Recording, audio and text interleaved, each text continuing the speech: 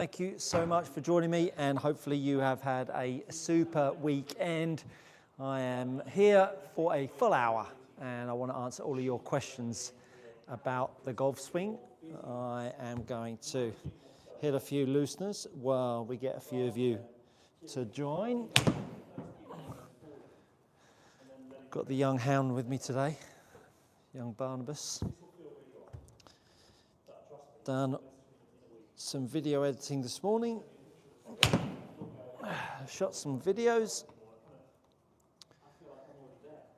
got some editing done, got some skillish clients looked after, done some in-person coaching, got a busy week ahead, and as usual, here to answer all of your questions. So, hope you all had a good weekend. Hope you played some golf. All getting a little bit cold and chilly here in the UK now. Not particularly nice. But the perfect time to be working on your game.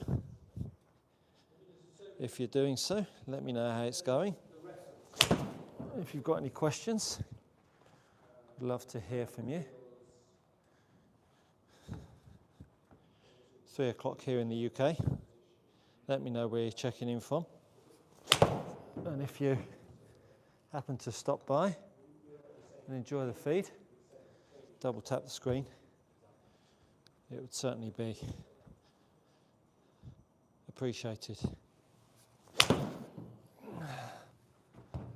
As I say, 3 o'clock here in the UK. Busy day at Precision Golf, plenty going on. Take my watch off. It's never good for the old watch, is it, practicing with the watch on? Mechanism doesn't like it. Let me know where you're watching. Come here, Barnes. Come here, Barney. Come here. Got young Barnabas here with me. Come sit down. Come sit down. Come sit down. Sit down. Barney. There you go. There he is. There's the hound. Come stand here. Come sit here. Barney. Barney, come sit here. Here. Here. Sit. Sit. Sit. Sit. Sit. Good boy. Sit down. Sit down. Come on, sit down. Barney. Barney. Come on. Sit down. He won his first agility comp yesterday. Can you believe that? Sit down. Sit down. Barney. Sit down. Sit down. Treat. There you go. Sit down. Sit down. Good boy. Yeah, won his first agility competition yesterday. 2.5-year-old working Cocker Spaniel. The love of my life.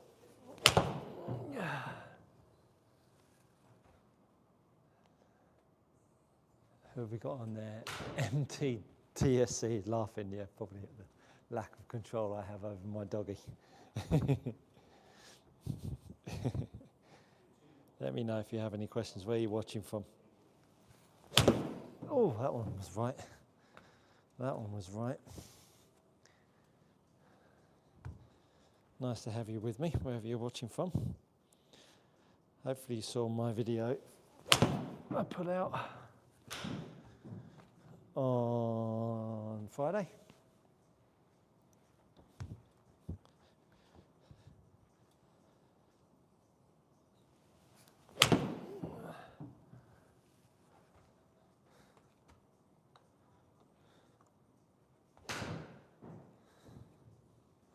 Let's get a few of the bits out. Let's get a few of the bits out. Put them there. Stay there, Barney. Just wait. Just wait. Just wait. Pop these out in case anybody wants me to do anything with them. Got the leaderboard as well, as usual. Just wait. Just wait. Just wait. Indiana in the US. Well, welcome. Welcome from Indiana. I watch all your videos as soon as they come out. You've helped me tremendously. Oh, bless you. Thank you so much. Any particular favourites? Any particular favourite videos that you've enjoyed that have done the trick for you? I'd love to hear. And if you've got any videos you'd like me to do.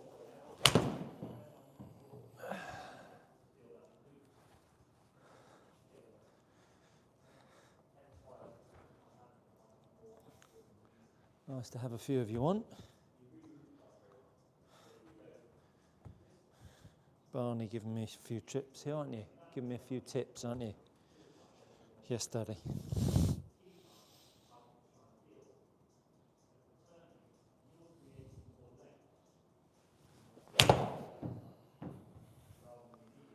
Did you all watch Rory win at Rory in the desert at the weekend? Not getting it done. Loves to come from behind, doesn't he, the boy? Not a very good front runner. Anyway, David Rice, good morning, Stuart. Good morning to you, Davis. I think you're in Australia, aren't you, David? Welcome along. Oh no, it won't be in the morning, it'll be in the evening. No, but you can't be from Australia. I'm thinking of someone else. Sorry, David. The Grip, of course, the Broom Series, and the heavily disputed Pool Moment. Yeah, well, they are three of my best, I think. They are three of my best.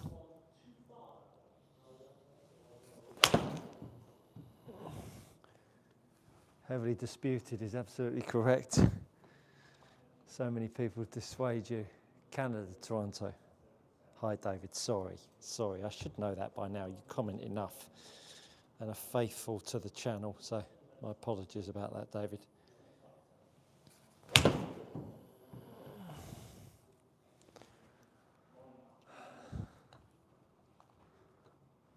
Gosh, I haven't hit balls for a while. Since my last live, in fact. Since my last live.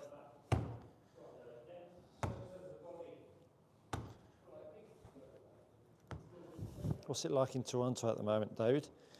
You got snow yet? I assume you have.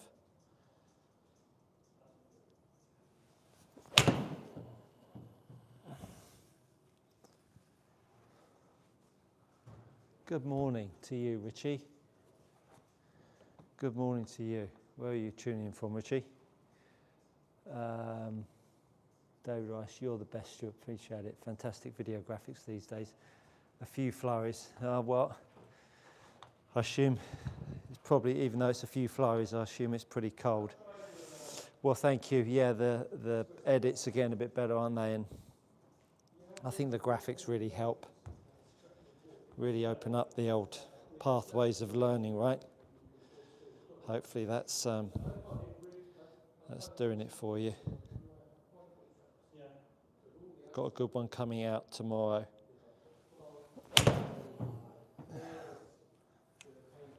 Something you won't have seen before. Baptiste, hey buddy, from France. I've managed to obtain TrackMan session for gift. Ah, fantastic. I'll be alone. What would be a good thing to do in order to make a point to self-analyze? Thank you. Well, get these 4 boxes up, Baptiste. If there's 2 boxes that you want to get up, is your face to path and your angle of attack. You only need those 2. You only need those 2. The face to path value, the more negative it is, the more negative your face to path value is, the more your path line will be to the left. So you can see face to path value is positive. You can see my club path is going 11 degrees outside in. I'll make the face to path even more open. Path line goes even further left. Not quite as far actually. You then make the face to path value negative. All of a sudden your path line will start to push more to the right. 3.8, let's see if we can get that a little bit more for you.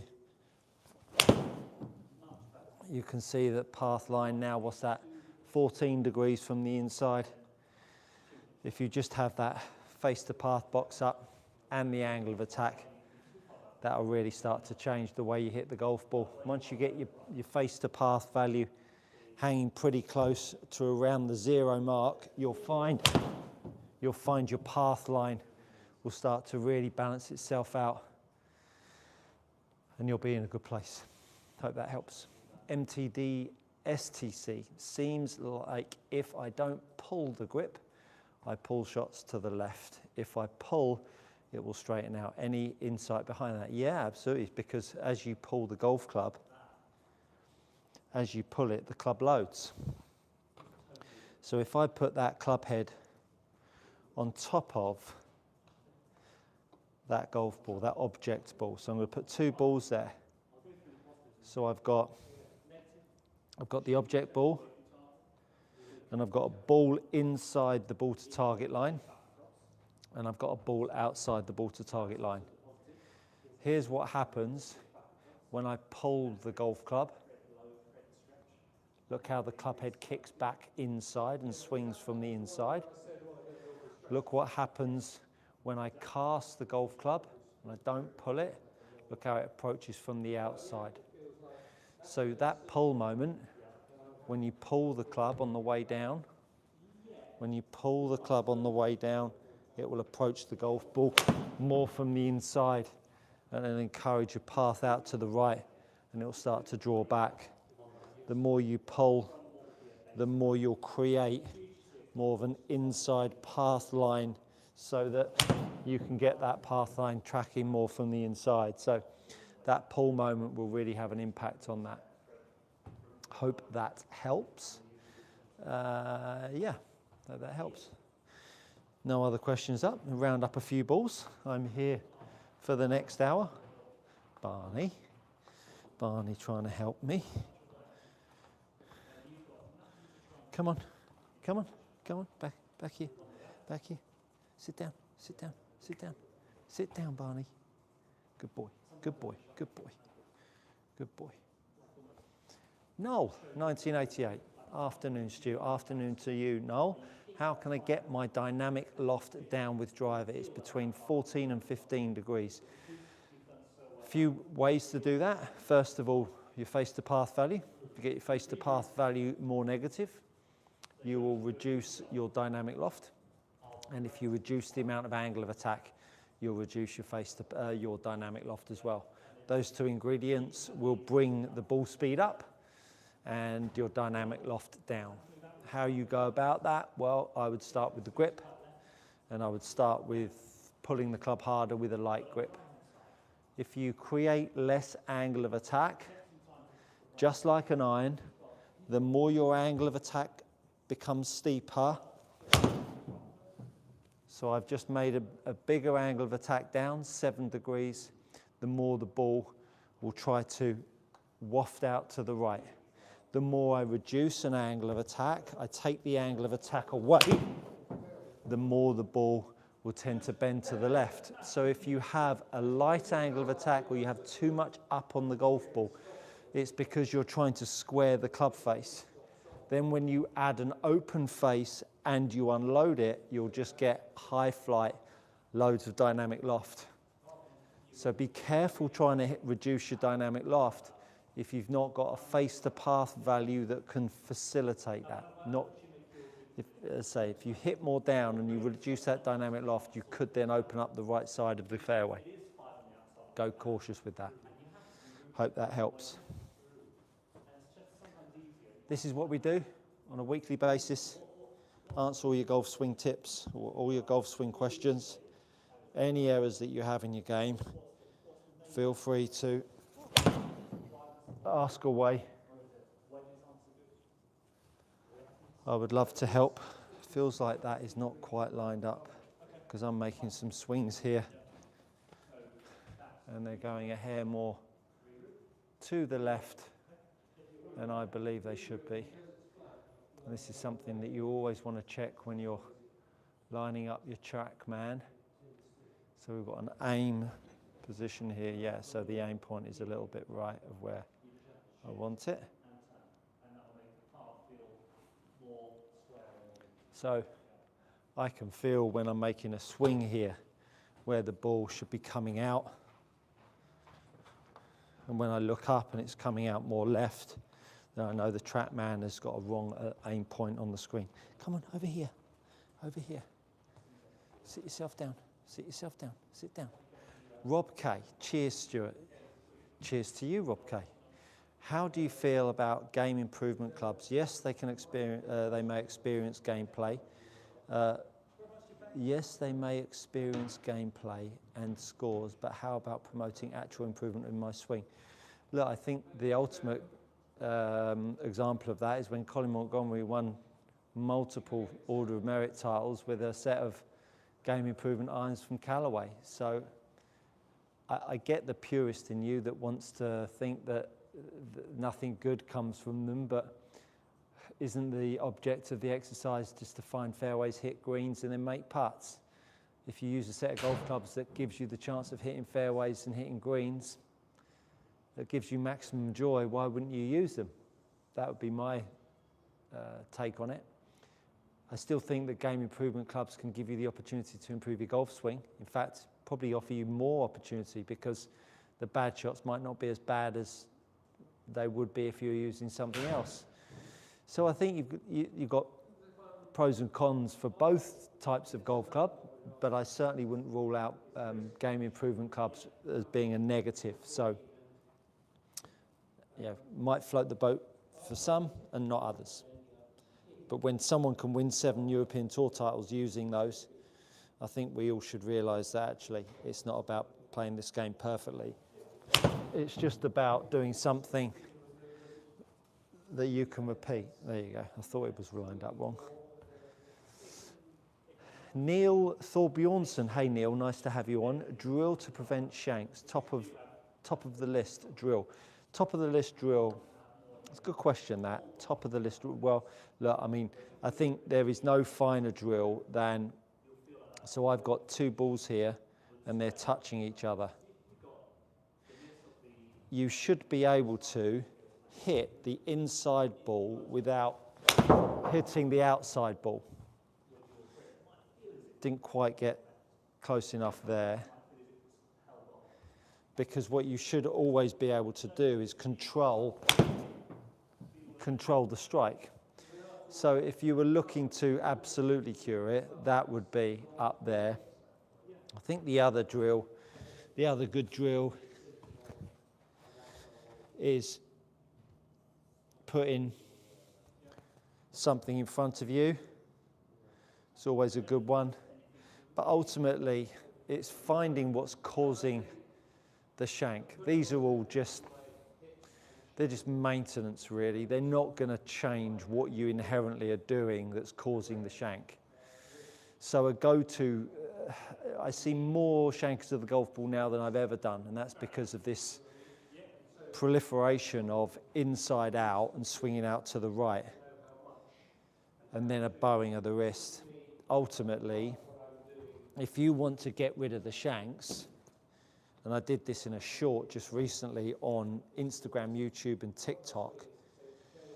If you get yourself wrist cock, forearm rotation, and arm lift, if you now move that arm lift back underneath you and swing through, can you see how you would be more inclined to hit that ball out the toe compared to what we're trying to do is lift the grip through strike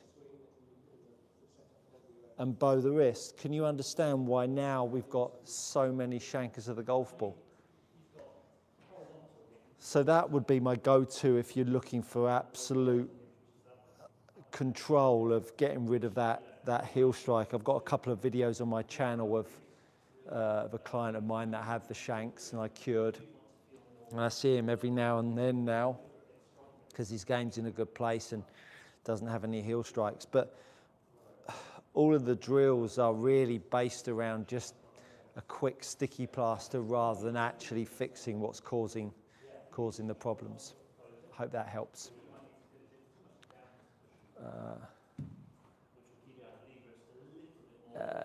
Thomas Lewis. Hi Stuart, how can I stop an in your out path, or into out path, 2 or 3 degrees on average? Just make your face to path value less closed. If your face to path value, when you were swinging inside out, if your face to path value was straight, i.e. close to zero, as soon as you swing from the inside with a face that's square to the path, that was a poor example, so I get a path inside out with a face square to that path line, the ball will go right and stay right. So you can see my path was 7 degrees from the inside, face to path fairly neutral.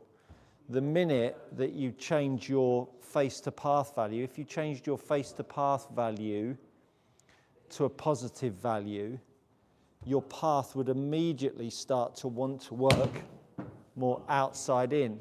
So a good drill for you would be set yourself up, make a backswing, take your left arm parallel to the floor and make your lead wrist or the trail hand point back at yourself so you feel like you're adding loft to the golf club. Now swing through, and all of a sudden what will happen is that ball will start to fade out to the right and you'll see the path line bend to the left if you want to fix your path. Path is a reaction. Path is a reaction to your face to path value. That is it. Never see your path as the error, always see your face to path as the error. Hope that helps. MTD STC, 2 or 3 degrees out seems perfect. Don't know what that's in respect to, if you could remind me. Neil Thorbjornsson, copy that 2-ball drill. I set club up to outside ball to hit the inside. Yeah, again, it's just that's just kind of a band-aid fix, Neil. Neil goes on to say, thanks, been watching your video clips, awesome, thank you so much, really appreciate that. DC in LA, hi Stu, when addressing the ball right before starting the swing, I have seen plenty of PGA players slightly extending their arms towards the ball. Could you explain whether this is a conscious move or not?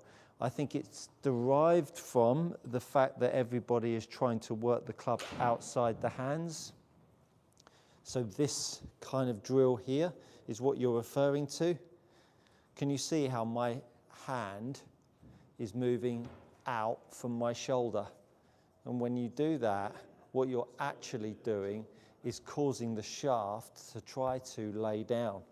For me, if you want to make that club head more outside the hands, you need to simply create the different pressures in the grip. So you can see how my lead hand has moved inside and my club head has stayed outside my hands, as opposed to I've moved my hands out and then pushed the club head out. That creates more errors.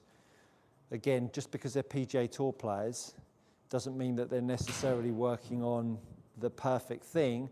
They're very, very good players and they could make a lot of iffy drills work very nicely for themselves. So tread carefully with pushing those arms away from you on takeaway.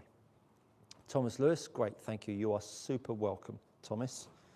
Hope that helps you.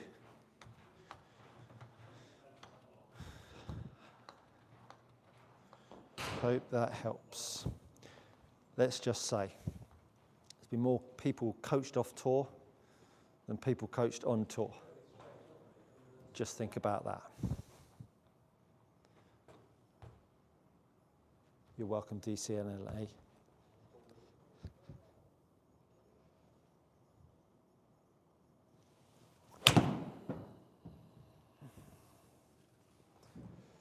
Richie, 88.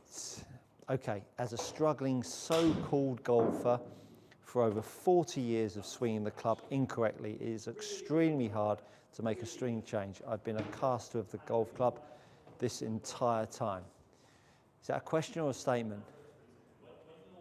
He goes on to say, I've incorporated your grip and it has helped a lot. I've an inside-out swing path, 1 to 2 degrees with a 5 to 7 degree downward angle of attack. That's fantastic.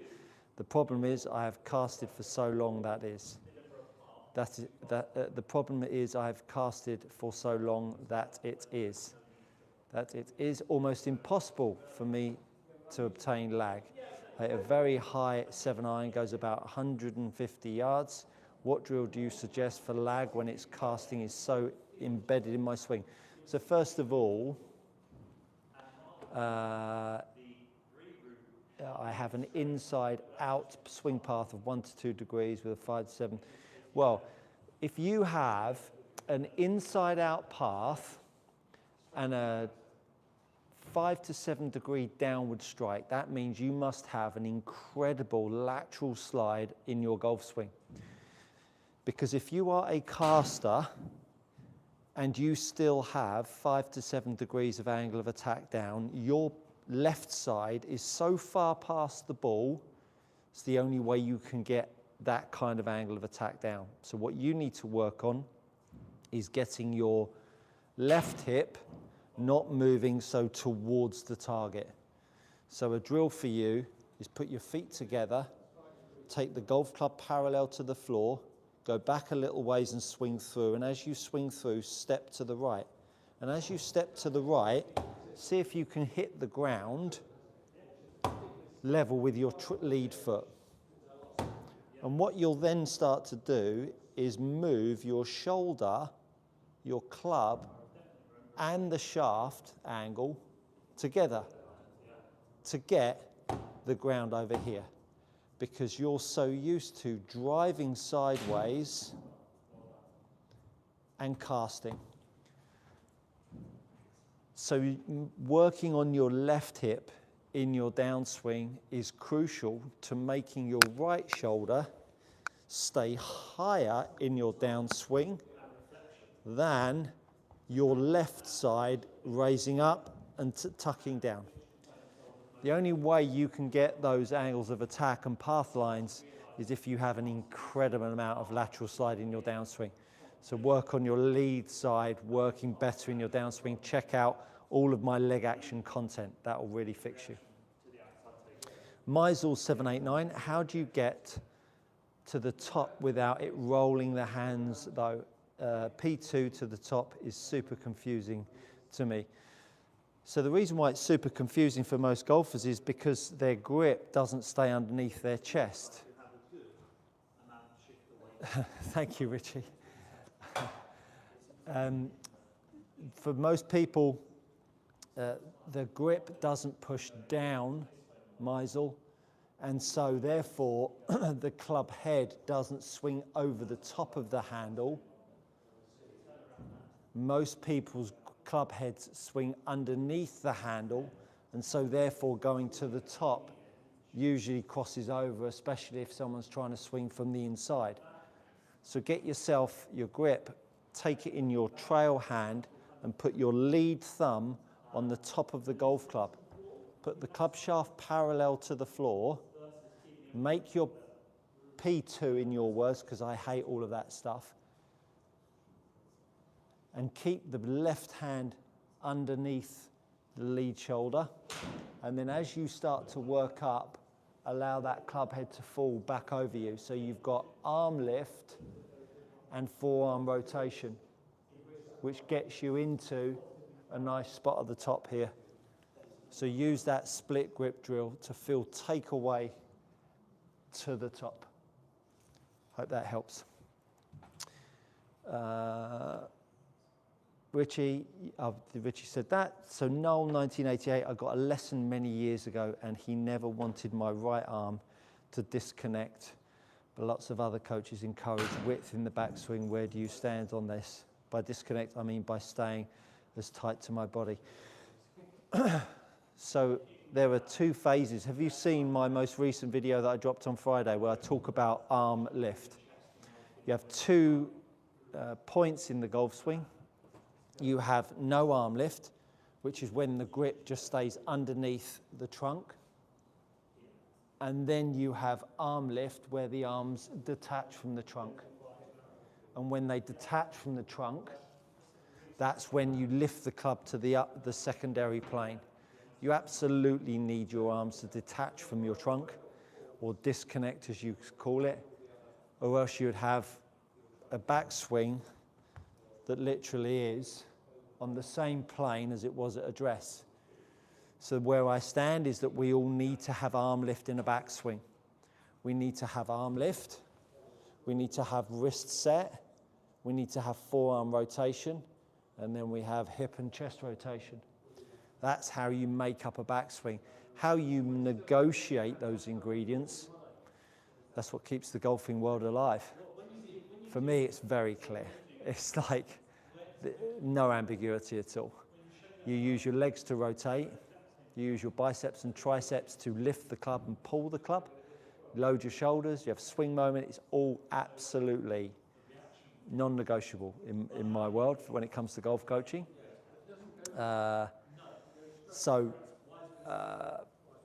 Hopefully that makes sense. Hopefully that makes sense.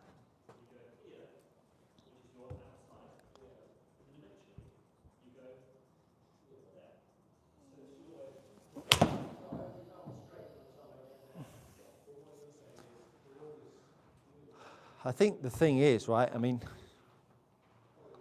how often in my videos do I create all the zeros and straight shots? If I was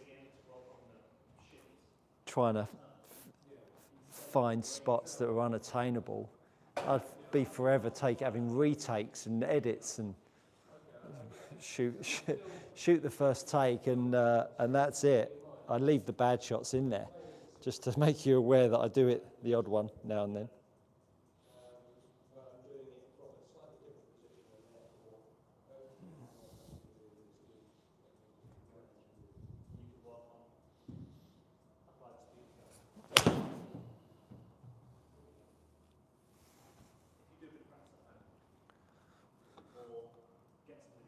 Matt M. Any drills to help the downstrike with irons? Find on TrackMan I am 0, -1 at best. A lot of the time is the right shoulder doesn't cover the lead foot enough. So take your club in your trail hand, put your thumb on the top of the grip, move your left hip back, move your right shoulder forwards, and then take your lead hand off and allow the golf club to unload onto the floor. That's how we create angle of attack. So it's not being driven at the target, it's moving around, and I'm unloading the golf club down. So making your right shoulder and your left hip move backwards is pressure on the handle I always talk about, and an unloading of the golf club. That's how you create angle of attack down. So I put the club parallel to the floor, I move around, now I'm going to unload that golf club down. That's what gives us that angle of attack down. Fortunately, TrackMan didn't get that. Let's see if we can get one where TrackMan gets it. So there I am moving around. That's the golf club unloading down. You can hear, can't you, how much angle of attack that's going on there. It's not getting it, it doesn't like it when it's do a drill like that. But that's how you create angle of attack. You'll feel incredibly open. You'll feel like the club's incredibly high, but that's the point when you then need to unload that club. Hope that helps, Matt. Zach, hi Stu. I'm all right with all the steps except proper follow through. What would you like to know about proper follow through? I've just launched only a few weeks ago that follow through series. Did you see that? I think it was 3 or 4 videos all on the follow through. Go check that out, because you'll see all my thoughts on follow through.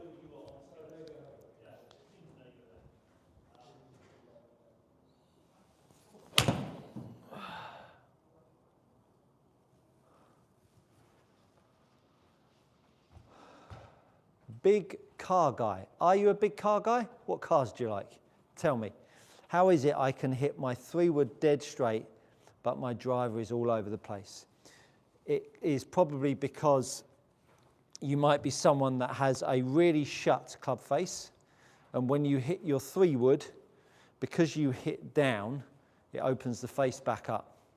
When the ball then gets too far forwards, because the face is shut, when you start hitting it on the way back in, if you actually squared the face up, you'd hit it a long way left.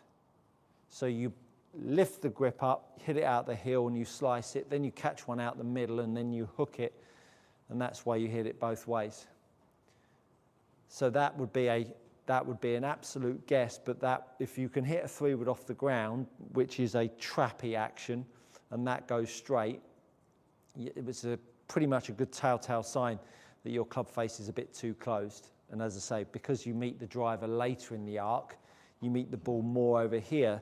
So if I was to place the ball further forwards in my stance, so I put that ball outside my left foot with a 7-iron, and I hit that golf ball, watch how the path goes a long way left, and the angle of attack goes up, and look how far the ball goes left. Now, if you did that with driver because you had a closed club face, what you would then do is you would try and lift the grip up to try and stop it hooking. And when you do that, you then hit it out the heel, because the gearing on a driver, the roll and bulge, if you don't know what it is, Google gear effect. When you hit it out the heel, it'll offset the closed club face, and you'll be able to cut the ball back. So often the case with that sort of error is you've got too close a club face. Hope that helps.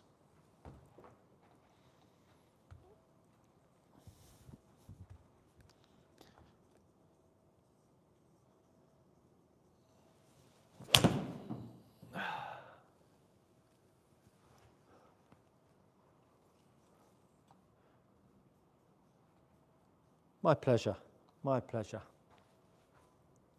Thank you for everyone that's tuned in. Got 35 of you on. If you double tap the screen, it spreads the word about the stream being engaged upon. Be awesome if you could double tap the screen for me. Rob K. Stuart, can you briefly review the break phase moment in relation to the release moment? Well, the break phase and the release moment is exactly the same. And the way to feel it is take the golf club in your lead arm, take the golf club parallel to the floor, move back a little ways, and what you're looking to do is where you can see the hand in relation to your lead foot, as you move back and down, you're making that hand not move past the point that you can see. So I can see when I look down on my lead hand here, that lead hand is inside my lead foot. So when I come back, I'm going to stop my hand at the same point and let the golf club unload.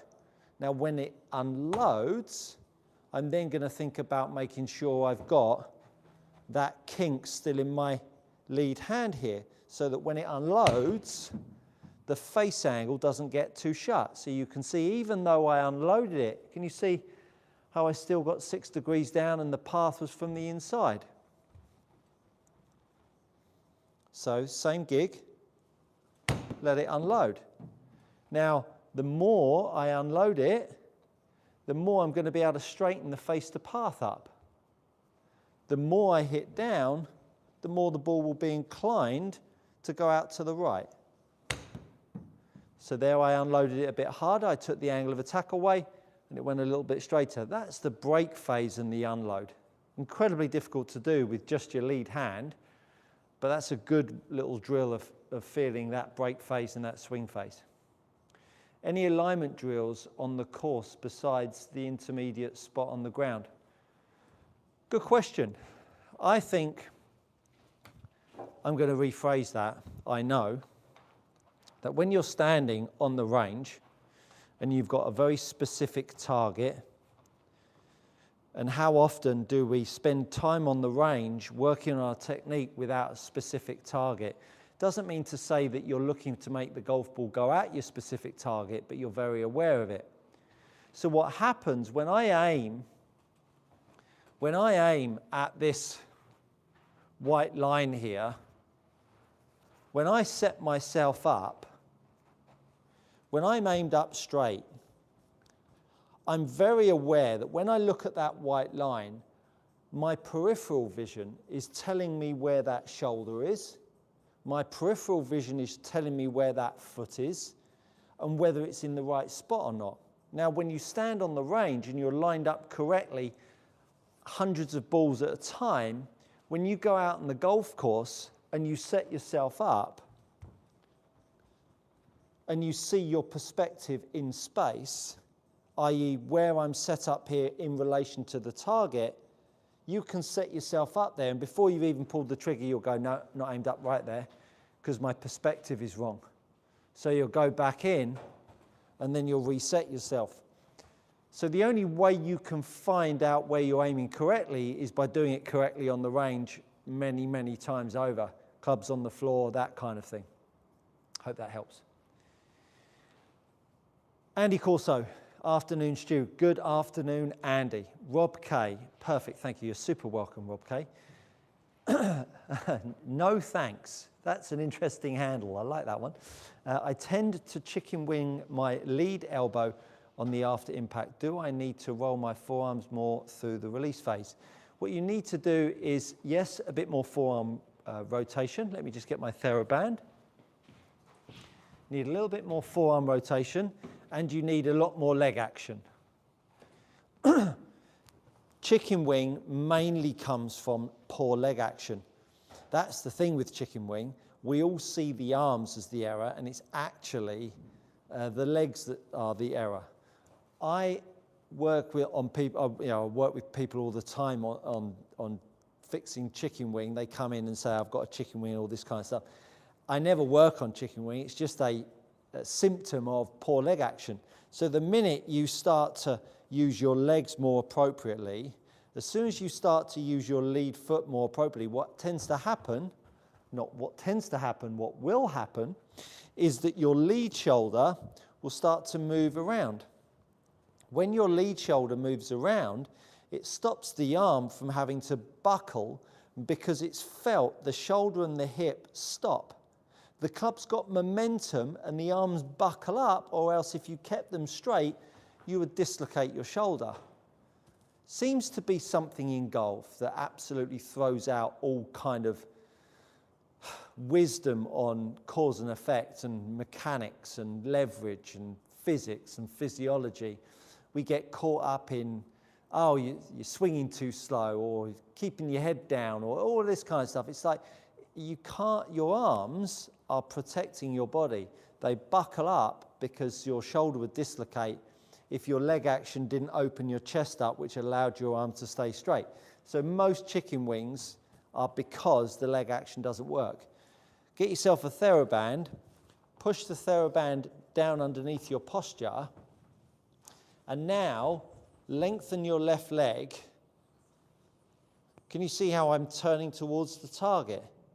Now that motion there is exactly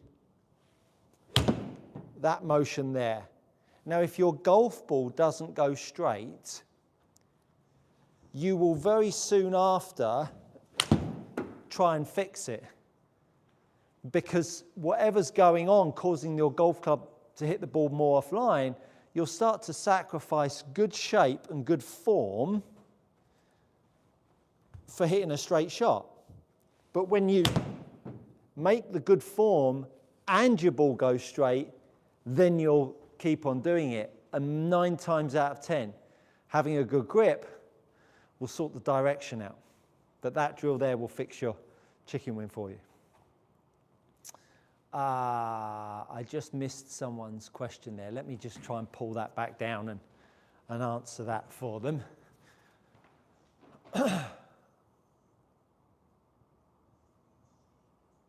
Gerald says, show amount of kink in lead hand at the top of backswing. So the amount of kink in the lead hand at the top of my backswing is exactly the same kink here as it is here. No difference at all. Asaya, hello Stuart, strong grip, brought my launch angle down from 30 to 18 with an 8-iron, but now everything starts straight and goes left, 165 to 170 carry. Well, it's better than going right, and good things happen when you have too much draw in the sky. If you're looking for dead straight, you're playing the wrong game. You've got to battle one side or the other. Kink in the lead wrist, external rotation. The more you keep the kink in the lead wrist as you externally rotate your forearm, the more your face to path value will be neutral and the ball will go straight. Dom Eccles, hi Stu. Hi Dom, nice to hear from you. Have you seen the Golf Pride aligned grips with raised grips in the back? If so, would you recommend more club face awareness, or do you think cheating? There's nothing cheating if it's legal. Golf clubs have had reminders in them forever down the back. They've been out forever. There's been a proliferation of having what they call rounds. I've got rounds on it. I think it just makes it a bit tricky when you've got short game, but if it helps you, not cheating at all, go for it. Tony6614, thanks, you're super welcome, Tony. Jose Alvarado, hi Stu, hi Jose. I tend to step back after taking a swing on all clubs. What can I do to stop this? A good little drill is get yourself set up and put a couple of balls on the outside of your foot and make some swings, and just think about keeping those balls untouched, and you'll start to feel that left leg more as a post in the ground rather than something that's shuffling. That's happened, a lot of people have done that over the years. I would say that it's a symptom of maybe being too much from the inside on the way down. Normally you get people jumping their lead foot back when their club is too much from the inside because they're trying to get out of the way of it. So that could be the problem, but that would be a good fix for you. If it is coming too much from the inside, it will be because your face to path value is too closed. Go check out why that face to path value might be too closed. Hope that helps. Thank you for everyone that's tuned in. Going to be here for another 5 minutes or so. Got a client at 4 o'clock, so I need to finish 5 minutes before. But you've got another 5 or 6 minutes of my time. Gary Satterfield, there he is. Hey Stu, can we go for another hour or so? Can't wait to watch all this later. Have a great day. Thank you, Gary. Appreciate that. Hope you have a great day too. If you are not, go check out my WhatsApp community page where I give all of the latest news. January is going to be a big month for releases. Could have a new sponsor for the channel. It's going to be really exciting. Great 2026 ahead. It's going to be absolutely spectacular for the channel. Jose, thank you. You are super welcome, Jose. Thank you so much for joining us. There's 42 of you on. I would really appreciate a double tap of the screen, which it costs you nothing, doesn't make you sign up for anything. It just makes YouTube appreciate that this stream is doing its job. How to fix an out-to-in swing path. Make your face-to-path value more negative. Go check out my grip series. That would be the first port of call. Go check out my grip series, first port of call. Then get yourself a broom. Once you've worked out that the club face, when you are too much inside out because you've been trying to fix your inside out, actually opens your club face out more. Because if you are an inside outer, or sorry, shall I say, if you are someone that's outside in, you will have no doubt tried to swing from the inside, and you can see when you try and swing from the inside, the club face opens itself up. So check out my broom series, check out the grip series as well. And once you've done that a few times, get yourself aimed up the right-hand side. And when you finish your swing, make your club shaft parallel to the floor on the way through. And when you get that club shaft parallel to the floor on the way through, what you'll start to see is that ball bending back to the target. And you'll start to see a face to path value more negative and a club path more from the inside. Once you've done that a few times, you'll never ever feel a slice again. Rob K. Stu, just curious what irons you play and have you been brand loyal? I play Titleist T100s. I paid for them, got Pro's own use. I'm a bit of a Titleist fanboy, always wanted a set, never had them until this set. but I just use whatever works for me, but it was a brand that I really wanted to have in the bag. So I'm going to look to maybe change them in the future, so we'll see what I end up with. Zach, what percentage of my maximum effort should I use for a typical full iron shot to maintain balance and tempo? Well, look, I'm going to hit this as hard as I possibly can, as hard as I possibly can. That was a bit of a tough, dodgy strike, but still, if you're moving in balance, you should be able to hit the golf ball almost flat out without losing balance. I hit that one just as hard as the one before, and I was in balance. When people say swing easy, it's because you are out of balance. You are being pulled over by the weight of the golf club. And I'm dropping a video tomorrow on that very point, Zach. So do check that out, because it will blow your socks off as to why, I would say 95% of the golfing community have got it wrong when it comes to balance at address and how they understand balance through strike. It's very, very important that we recognize that this golf club is trying to pull itself in that direction, yet everybody seems to want to stand on the toes of the feet. Shocking. And we get sold about receiving it like I'm a football player, a goalkeeper. Well, a goalkeeper has a football coming in this direction. So standing in this way would be a good thing. But we have a golf club going in that direction. So we need to be more in this attitude. Really, really important. So it doesn't surprise me that you can't create maximum speed and hold your posture. You should be able to hit it super hard and keep your posture. I'm going to leave it on that one, folks. It's been a fantastic hour. Great video dropping tomorrow. Go check it out. Thank you for all your questions. Really appreciate you being part of my community. And that, my friends, is good coaching.